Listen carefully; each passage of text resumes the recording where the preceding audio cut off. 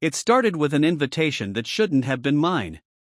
Julie, my wife of 12 years, was heading out to her best friend Chloe's birthday party. It was one of those all-girls wine and dine nights, the kind of event that spouses didn't get to crash. I wasn't bothered. Julie had her circle, and I had mine. But an hour before she left, something changed. "I think you should come," she said, standing in front of the mirror as she fastened the tiny clasp of her necklace. Her tone was casual, almost indifferent, but there was a flicker of something in her eyes that didn't sit right with me. "Come? To Chloe's party?" I asked, my tone matching her disbelief. "Pretty sure my invitation got lost in the mail." She laughed nervously. "Chloe won't mind. Besides, you've been cooped up at work all week. A night out will do you good." I didn't press further. Maybe she really wanted me there, or maybe she was trying to prevent me from feeling left out. Either way, I grabbed a blazer and followed her out the door. When we arrived, the party was in full swing. Chloe's backyard was draped with fairy lights, and the laughter of well-dressed women filled the air. I nodded and smiled through introductions, balancing a glass of wine I didn't want as Julie slipped effortlessly into her role as the life of the party. That's when I noticed him. A man, early 40s, sharp suit, the kind of self-assured smirk that instantly grated on you. He wasn't part of the typical girls' night crowd, and his presence stood out like a neon sign. Julie had told me Chloe's husband wasn't home, so who was this guy? "Who's that?" I asked Chloe when she stopped by to refill her glass. She glanced at him and hesitated, the kind of pause that makes your gut tighten. "Oh, that's Ethan. He's, a friend of Julie's from yoga. She said he'd make a good addition to the party." I blinked. Julie didn't do yoga. At least, not that I'd ever heard of. "Yoga?" I repeated, keeping my tone light. Chloe waved it off. "Oh, you know Julie. Always meeting new people. He's harmless." Julie's laugh cut through the din, and I turned to see her leaning in close to Ethan, her hand brushing his arm as they shared a private joke. The wine in my glass suddenly tasted sour. The rest of the evening was a haze of forced smiles and casual conversations. I tried to shake off the unease. Maybe Ethan was just some guy, and I was reading too much into it. But every time I looked over, Julie was next to him, their heads bent together like they were in their own world. By the time we got home, my mind was racing. Julie acted like nothing was amiss, humming softly as she kicked off her heels and headed upstairs. I followed her, the words burning a hole in my throat. I wanted to ask about Ethan, but how could I do it without sounding paranoid? She hadn't done anything, not really. But deep down, I knew something had shifted. That night wasn't just about a party. It was a door cracking open, and I was about to step into a world I wasn't prepared for. The first sign of betrayal wasn't a text or a phone call. It was an invitation, a simple, unexpected invitation that changed everything. The next morning started like any other, coffee brewing, kids getting ready for school, and Julie scrolling through her laptop at the kitchen island. She seemed normal, even cheerful, but my mind was stuck on Ethan. I couldn't shake the image of them from last night, the way her body language shifted when he was around. It gnawed at me in a way I couldn't ignore. When she kissed me on the cheek before leaving to drop off the kids, I felt the faintest hesitation, like she was distracted. Or maybe I was imagining things. Paranoia is a slippery slope, and I didn't want to be the guy who spiraled over nothing. I had work to do, deadlines to meet, but my thoughts kept circling back to the party. Julie didn't lie, not outright, but she also didn't tell me Ethan would be there. And yoga? That didn't even make sense. She hated yoga. After sending off a few emails, I decided to take a walk. Clearing my head usually helped when I got stuck on something. But halfway down the street, I turned back. I needed answers, even if it made me look foolish. Julie's laptop was still on the counter where she'd left it. I stood there for a moment, staring at the screen like it was a forbidden artifact. We didn't have secrets, or at least I thought we didn't. I wasn't the type to snoop, but something didn't sit right. I needed to know who Ethan was.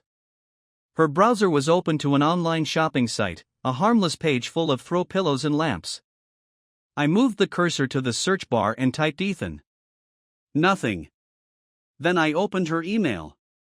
My stomach tightened as I scanned through the list of innocuous subject lines. PTA meetings, work invoices, newsletters, but no Ethan. I almost stopped there. Almost.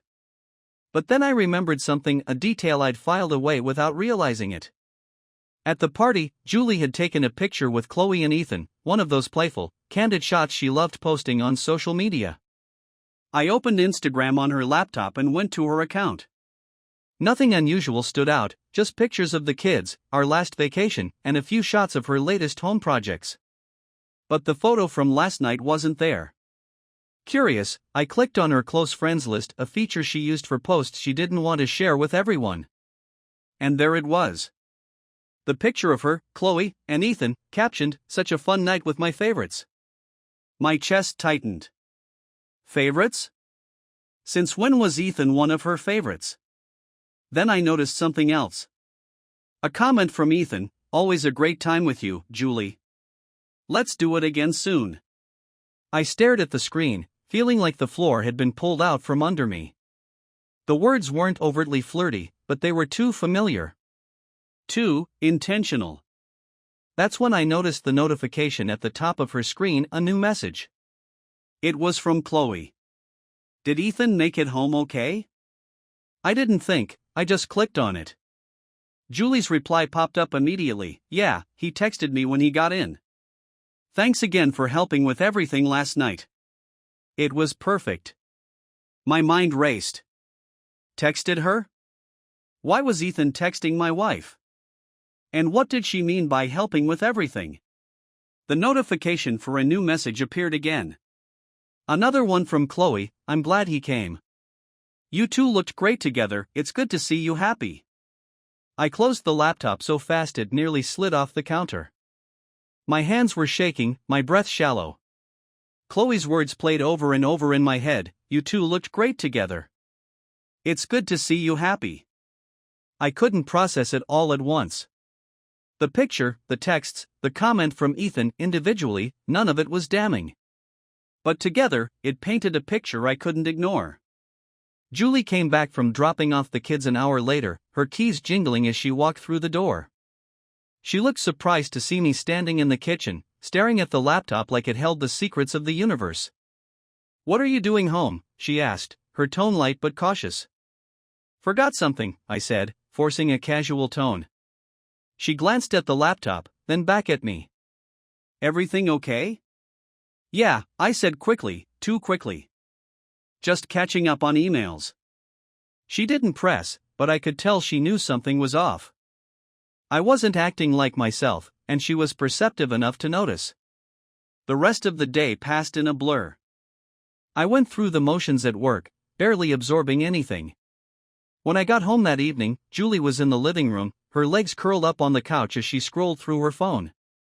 I watched her for a moment, trying to decide if I was overreacting.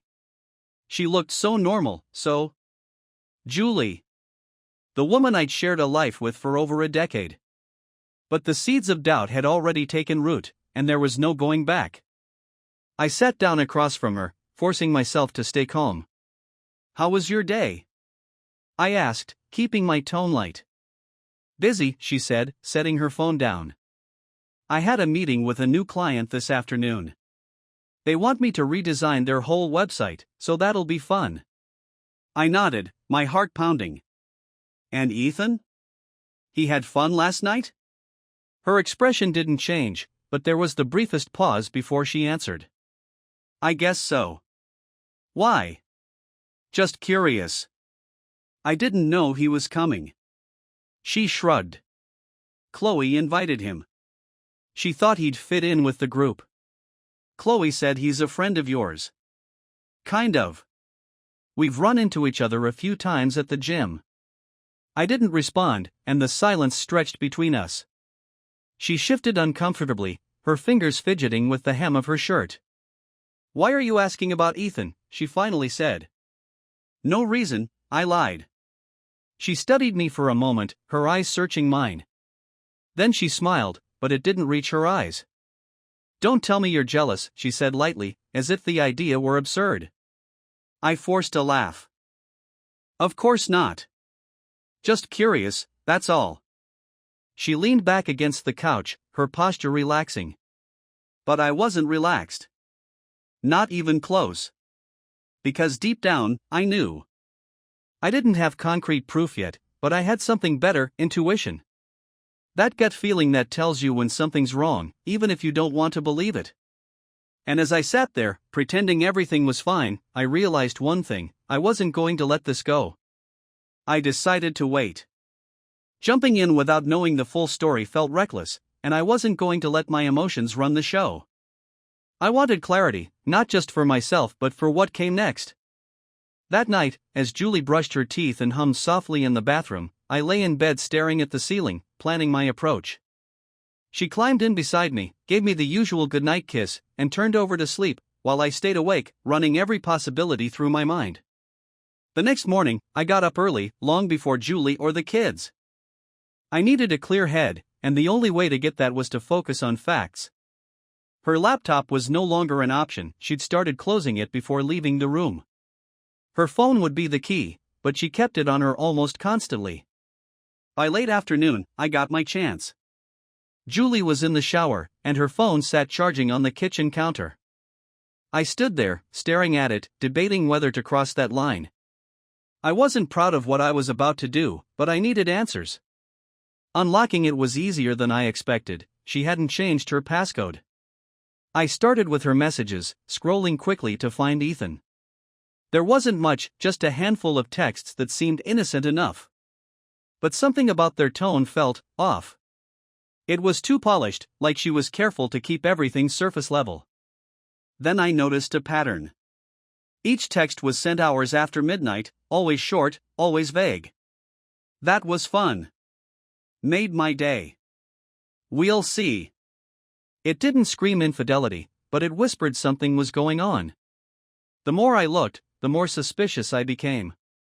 There were gaps in the conversations, as if messages had been deleted. I moved to her email and social media accounts but found nothing concrete. It was frustrating, maddening even, to have pieces of a puzzle but no way to put them together. Then I remembered something. At Chloe's party, Julie had been glued to her phone before Ethan arrived. She wasn't texting, though she was swiping. I opened her Instagram again and checked her direct messages. There it was. A whole thread with Ethan, filled with pictures, inside jokes, and comments that made my stomach churn. They weren't graphic, but they were too personal. He'd sent her a photo of a restaurant menu with the caption, "Next time, you pick the wine." She'd responded with a winking emoji and, "As long as you promise not to hog the appetizers again." Scrolling further, I found something worse. A selfie she'd sent him from the gym, a candid, low-angle shot of her laughing, her hair pulled into a messy ponytail. She never sent me pictures like that anymore. His reply, "That smile always gets me. Can't wait to see it again." My hands tightened around her phone as I kept reading. Their last message exchange was from 2 nights ago, after the party. Him, "Perfect night. Thanks for letting me crash." Her, "Wouldn't have been the same without you." I heard the water shut off upstairs, and panic set in. Quickly, I closed the app, locked her phone, and placed it back on the counter. My heart was racing as I tried to act normal, pretending to clean up the kitchen when Julie came downstairs. "Hey," she said, towel-drying her hair. "What are you doing?" "Just tidying up," I said, keeping my tone neutral. She nodded, grabbed her phone, and headed back upstairs without another word. I stood there, gripping the edge of the counter, trying to steady myself. Later that evening, after the kids had gone to bed, I made my move. Julie was sitting on the couch, scrolling through her phone like nothing had changed. "We need to talk," I said, sitting down across from her. Her eyes flicked up, cautious. "About what?" I didn't answer immediately. Instead, I took a deep breath, steadying myself. "Ethan." The name hit her like a slap. Her entire body stiffened, her fingers tightening around her phone. "What about him?" "You tell me," I said, my voice low but firm. "What's going on between you two?" Her eyes darted to the side, searching for an escape route. "Nothing," she said too quickly. "He's just a friend." "Why would you even ask that?" I leaned forward, my elbows on my knees, my gaze locked on hers. "I've seen the messages, Julie. The pictures. The late-night texts. So don't stand there and insult my intelligence by pretending this is nothing." Her face went pale, her mouth opening and closing like she was grasping for words. "You went through my phone?" "I did. And I don't regret it. Not when you're hiding things like this." She stood up, her voice rising. "This is ridiculous. You're blowing everything out of proportion. Ethan and I are friends, that's all. Chloe knows him, too. It's not like I've been sneaking around. Then why delete messages? Why keep him in your close friends list on Instagram but not post the same pictures publicly? Why lie about how you know him?" Her defenses faltered for a moment, and I saw something flash across her face. Guilt, maybe. But she recovered quickly. "I didn't lie. You're just looking for something that isn't there." "Stop," I said, standing to face her. "Just stop. I don't care how innocent you think it is. You're hiding things from me. You're spending time with him, messaging him at all hours, and you didn't even tell me he was coming to Chloe's party. Do you have any idea how that looks?" She folded her arms, her jaw set in defiance. "I can't believe you don't trust me." I laughed bitterly, the sound harsh even to my own ears. "You're right. I don't. Not anymore." For a long moment, we just stood there, staring each other down. The air between us was heavy with words left unsaid, with accusations and denials in the growing chasm that I wasn't sure we could bridge. Finally, she broke the silence. "I need some air," she muttered, grabbing her jacket and heading for the door. I let her go. Not because I didn't want to stop her, but because I knew this conversation wasn't over. Not by a long shot. The night she walked out, I let her leave without a word. I sat on the couch for hours, staring at the empty space where she had been, letting the anger take root. It wasn't just the betrayal, it was the lies, the audacity to act like I was the one in the wrong. By the time she came back, hours later, I was calm. Or at least, I looked calm. We didn't talk that night. She climbed into bed next to me, facing the wall, pretending nothing had happened. I stared at the ceiling, silently running through my options. Talking had gotten me nowhere. I needed to take control of the situation, and if she wasn't going to give me the truth, I'd take it for myself. The next morning, I made my first move. While Julie was busy getting the kids ready for school, I copied the photos and messages I'd found onto a USB drive. It felt strange, cataloging my wife's betrayal like evidence in a court case, but I needed something concrete. Something undeniable. I wasn't planning on a public spectacle, not yet, anyway. My first goal was simple, to make her feel the same uncertainty and unease she'd forced on me. For days, I played the perfect husband, biding my time while I laid the groundwork. I was polite, attentive even, but I kept my distance emotionally. She noticed, of course. Julie wasn't oblivious. "You've been quiet lately," she said one evening, her tone cautious. "Just tired," I replied, not looking up from my laptop. Her eyes lingered on me for a moment, searching for something, but I didn't give her anything. Let her wonder. Let her feel the weight of what she'd done. I started small. She had a routine, a morning gym session on Tuesdays and Thursdays that conveniently aligned with Ethan's schedule. The next time she left for yoga, I followed her. It wasn't hard, she wasn't expecting to be tailed. I parked a block away from the gym and waited. Sure enough, Ethan showed up 10 minutes later. They walked in together, laughing like they didn't have a care in the world. I stayed in the car, watching through the glass as they set up their mats side by side. She'd never cared about fitness before, and now here she was, bending over backward, literally, for this guy. I didn't confront her that day. Instead, I documented it. Took a few photos, added them to the growing file of evidence. It wasn't just about catching her in the act anymore, it was about building leverage. Over the next week, I expanded my scope. I went through our shared bank account, combing through every charge for anything unusual. It didn't take long to find what I was looking for: dinners at restaurants I'd never heard of, charges for gifts from stores she didn't usually shop at. I printed out the statements and highlighted the suspicious entries, each one a nail in the coffin. The real breakthrough came when I checked her email again. This time, I went deeper, searching through archived messages and sent folders. That's when I found it: a confirmation for a hotel booking, dated 2 weeks ago. A single night, under her name, at a boutique hotel across town. I felt a sick sort of satisfaction as I printed it out. She couldn't talk her way out of this. Not anymore. The final piece of my plan came together on a Friday night. Julie had taken the kids to her parents' house for the weekend, leaving me alone with the time and space to act. I spent hours putting everything together: photos, messages, receipts, all neatly organized in a binder. It wasn't just about proving her guilt, it was about showing her that I knew everything.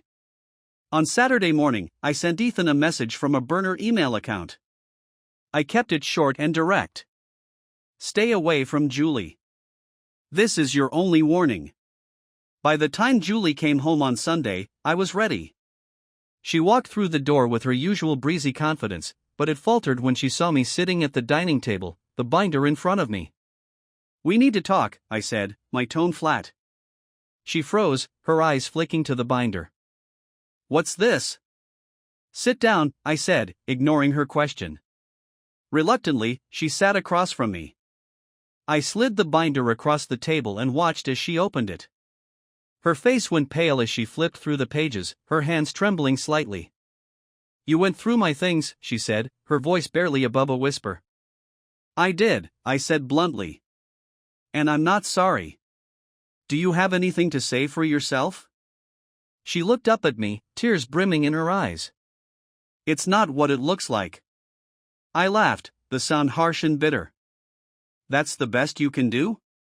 After everything I've found, you're still going to lie to me?" Her lips quivered, but she didn't respond. "I gave you every chance to come clean," I said, my voice rising. "I asked you directly, and you lied to my face. You've been sneaking around with him for weeks, months, maybe, and you think you can just brush it off?"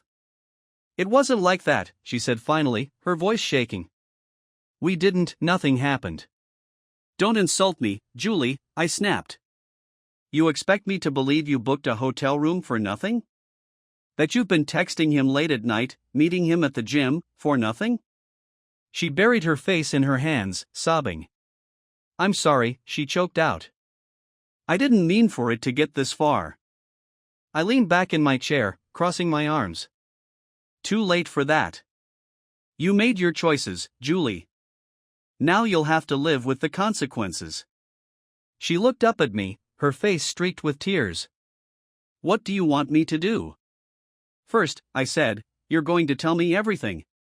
No more lies, no more half-truths. And then we'll talk about what happens next." She nodded, her shoulders slumping in defeat. For the first time in weeks, I felt a sense of control. This wasn't over, not by a long shot. But for now, I had what I needed, and that was enough. Julie spent the next 20 minutes staring at the binder as though looking at it would erase everything inside. Her tears slowed, but her breathing remained shallow. I sat in silence, watching her squirm under the weight of her guilt. I wasn't going to help her out of this. She had to dig herself out or sink further, for all I cared at that moment.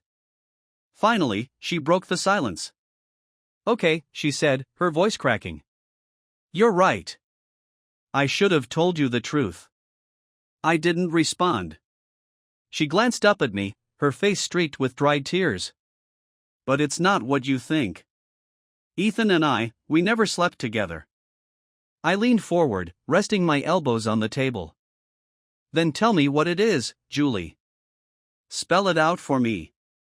She swallowed hard, her fingers tracing the edge of the binder. "It started as just talking. At the gym, after class. He's funny, and he listened to me. It felt nice to have someone." "Someone what?" I interrupted. "Finish the sentence." "Someone who made me feel appreciated," she said quietly, avoiding my gaze. Appreciated? I repeated, my voice sharp. You're telling me you didn't feel appreciated at home? In this house, where I've supported you, our family, and everything we've built together? That's your excuse? Her head snapped up, her eyes wide. It's not an excuse. I'm trying to explain. Then explain, I cut in, my patience wearing thin. Explain why you needed him when you had me. She hesitated, as if weighing her next words carefully. It wasn't about needing him, she said finally. It was about needing something different. Someone who wasn't tied to the same routine, the same arguments, the same everything. I clenched my jaw, my hands curling into fists on the table. So, what? You got bored? Decided to spice things up by sneaking around with some guy from the gym? It wasn't like that, she shot back, her voice rising. I didn't plan for any of this to happen. It just did. Bullshit, I said flatly. You planned plenty. The texts, the hotel room, the lies, you don't just fall into that. You made choices, Julie. Over and over again, you chose him. Her shoulders sagged, and she looked down at her hands. I didn't think it would go this far, she murmured. I thought I could stop before it got out of control. But you didn't, I said, my voice cold. Because you didn't want to. Don't pretend this was an accident. Own it. She flinched but didn't argue. For a moment, the only sound in the room was the ticking of the clock on the wall. I never wanted to hurt you, she said after a long pause. I laughed bitterly. Congratulations, Julie. You failed. Her face crumpled, and the tears started again. But this time, I didn't feel any sympathy. I'd spent weeks drowning in pain while she carried on like nothing was wrong. I was done feeling sorry for her. So, what happens now? She asked, her voice barely audible. That depends, I said. I need the truth, every detail, no matter how ugly. If you lie to me again, even once, we're done. Understand? She nodded hesitantly. Good. Start from the beginning. She took a deep breath, wiping her eyes with the back of her hand. We started texting a few months ago. Just little things, jokes, memes, stuff like that. It was innocent at first. At first, I repeated. She winced. But then it got more personal. We talked about our lives, our relationships, things I probably shouldn't have shared. Probably? I said, my voice dripping with sarcasm. Okay, definitely, she admitted. I know it was wrong, but it felt safe. Like I could talk to him without being judged. And the hotel room? I pressed. She hesitated, her face flushing with shame. He invited me to dinner. Said it was just as friends. I thought.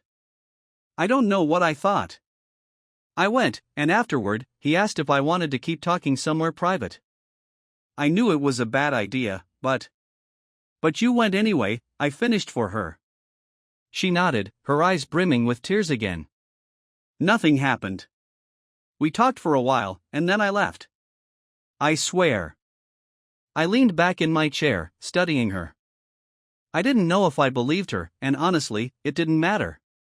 She'd already crossed the line, whether or not she'd taken the final step. So, what do you want from me? I asked. Forgiveness? A second chance? What? I don't know, she said, her voice trembling. I don't want to lose everything. I don't want to lose you. I stared at her, my chest tightening with a mix of anger and sadness. You should have thought of that before. I know, she said, her voice cracking. I messed up. I don't have any excuses. But I love you, and I'll do whatever it takes to fix this. Just tell me what to do. I looked at her, the woman I'd spent over a decade building a life with, and for the first time, I didn't recognize her. The trust we'd shared was gone, replaced by something bitter and hollow. You can't just fix this, Julie, I said. You can't undo what you've done. I know, she whispered.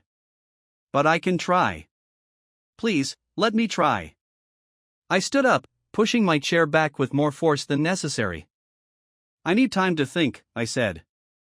Are you going to leave? She asked, her voice small. I don't know, I said honestly. But right now, I can't be here. I walked out of the room, leaving her sitting there with the binder of her betrayal. As I closed the door behind me, I felt a strange sense of relief. For the first time in weeks, the burden wasn't mine alone. It was hers too. And I wasn't sure if she could carry it. I didn't go far. I drove aimlessly for a while, not paying attention to where I was going. The radio was off, and the silence inside the car was suffocating. My mind replayed every word Julie had said, every excuse, every moment where she admitted to crossing lines she swore she'd never cross. I ended up at a parking lot near the lake we used to visit with the kids when they were younger. It was quiet now, no laughter or splashing water, just the sound of the wind rustling through the trees. I parked and sat there, staring out at the water, trying to make sense of the storm inside my head. I wasn't stupid enough to think things could go back to how they were. Even if she was telling the truth, if nothing physical had happened, it didn't change the fact that she'd betrayed me emotionally. The messages, the secrecy, the hotel room, it was all deliberate. She had chosen to put someone else in a position that was meant for me, and that was something I couldn't unsee. But the question I couldn't answer was what came next. Did I stay and try to rebuild something from the ashes, or did I walk away and start over? Hours passed before I made my way back home.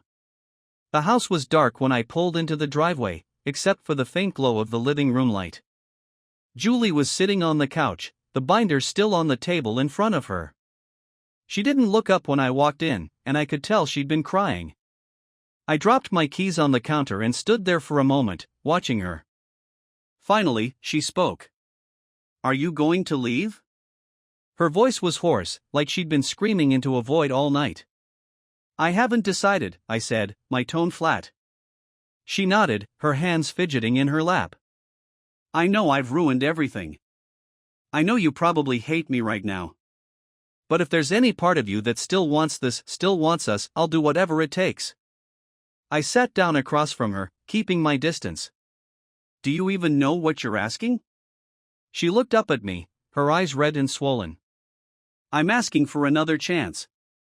I know I don't deserve it, but I'm asking anyway. I sighed, running a hand through my hair. Julie, this isn't just about what you did. It's about what it means. You broke something that might not be fixable. I'll fix it, she said quickly. Whatever it takes, I'll fix it. It's not that simple, I said, my voice rising despite myself. This isn't a leaky faucet, Julie. It's trust. It's years of marriage and memories and promises you threw away for what? A few laughs with some guy you barely know? She flinched but didn't argue.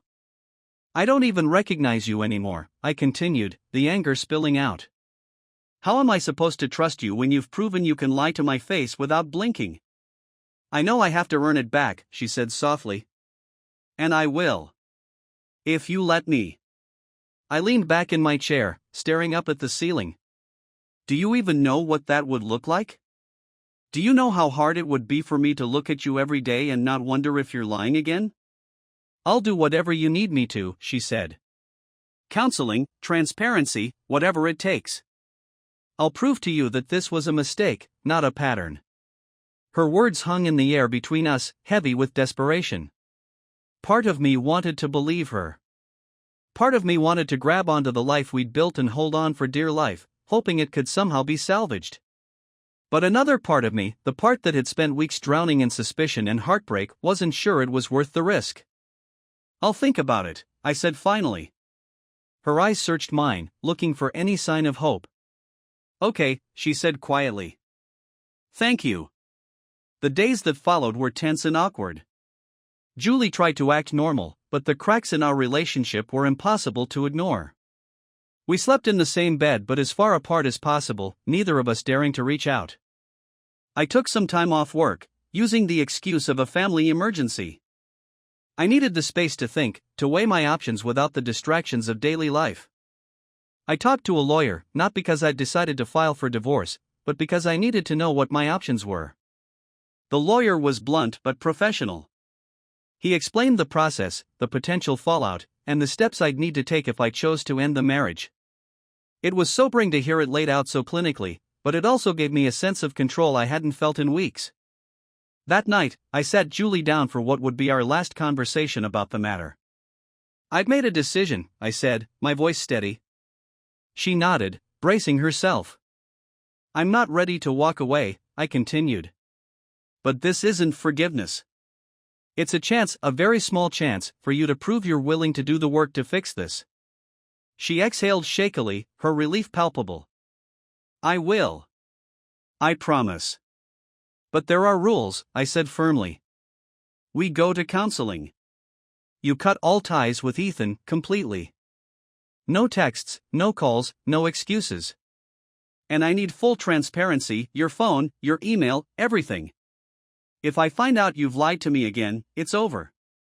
No second chances." "I understand," she said. "I'll do it.